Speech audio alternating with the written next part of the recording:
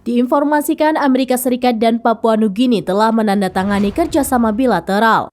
Kebijakan ini diambil Amerika Serikat ketika bersaing dengan China untuk memperluas pengaruhnya di Papua Nugini.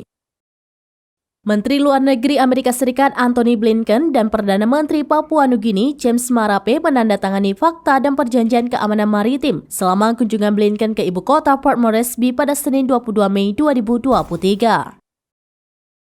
Teks awal perjanjian tidak dirilis oleh kedua belah pihak, tapi kerjasama pertahanan yang baru diharapkan dapat memperluas akses Amerika Serikat ke militer dan fasilitas lainnya di Papua Nugini, dikutip dari CNN Internasional.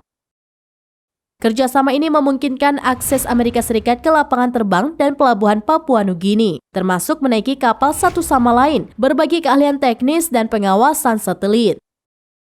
Perdana Menteri Papua Nugini James Marape mengatakan Amerika Serikat akan memperdalam kemitraannya secara menyeluruh dengan Papua Nugini.